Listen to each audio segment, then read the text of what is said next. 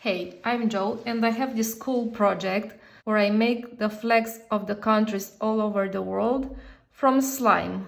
This could be very useful for your kids if they want to learn while playing.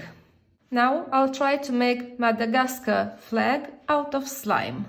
I'll start with the white part.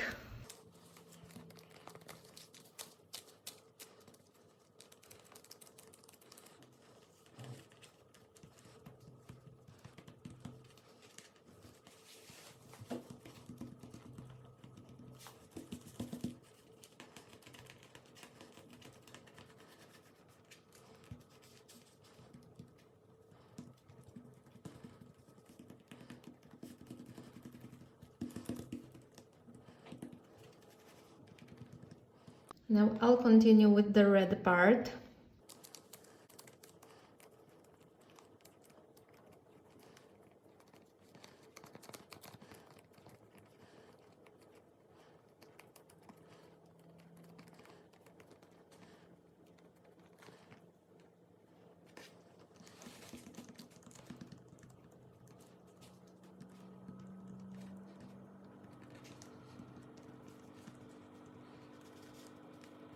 And the green part.